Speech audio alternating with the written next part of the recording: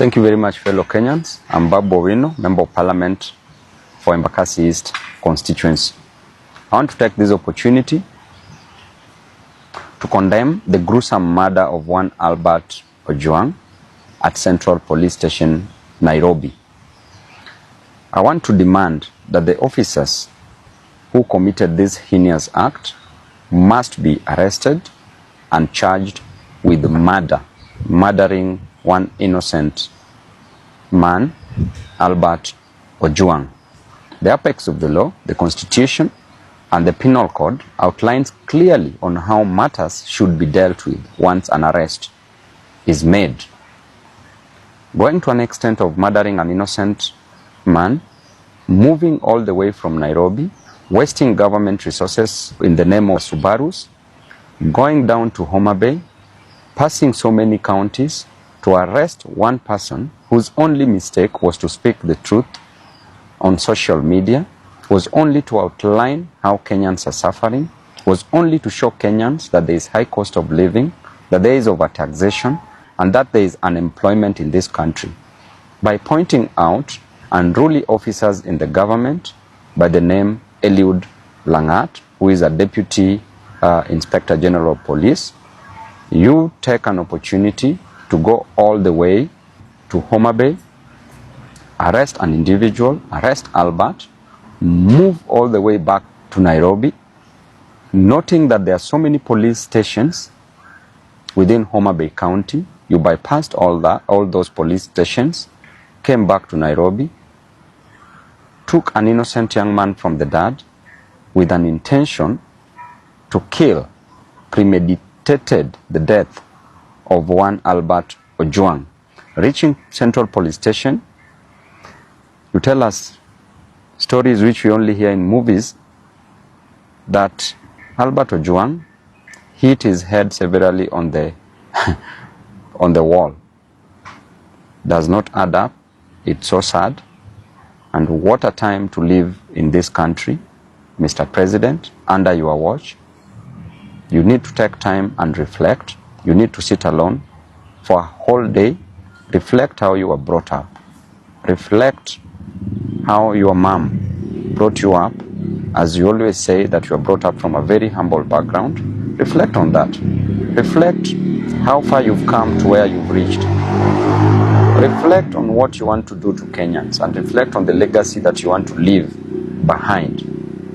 And I want to say that it is quite unfortunate that there are so many abductions, there are so many deaths of young men in this country. Since when are young people killed in a nation? Since when are the Gen Zs killed in different nations? Since when? It is only in Kenya that these things are happening, and it is happening because these young men are demanding for justice, social justice, are demanding for their rights. And the extent that we are going as a nation is so wrong, because under your watch as the president, so many deaths are occurring. The main reason why people get to power is so that they can become better, not being bitter. It's so that they can better the lives of others, not taking the lives of others. It's so that they can ensure that people's lives are changed for the best. But what are we seeing in return? We are seeing bitterness, we are seeing cruelty, and too much cruelty breeds so much hatred, which is now occurring in this country. I want to inform the government that nobody will fear you. You cannot spread fear to a person who has nothing to lose, a person with no jobs, a person who experiences overtaxation, a person who experiences high cost of living, high cost of education, high cost of health. You cannot make such a person be fearful, and therefore you need to change your strategy, because they have nothing to lose but just the chains that are tying them tightly. And I can assure you that within no time there will be serious actions in this nation, because people are hurting, people are going through a lot, people are depressed. And this death of Albert Ojwang should not just be a statistic. Kenyans should note and take a mental note and take action against any other person who might come for their lives. I want to tell you that Albert's dad went through a lot. As he said yesterday on media, that he spent 20 years going to a quarry, mining stones, not precious stones, but normal stones for construction, kokoto, just to educate Albert.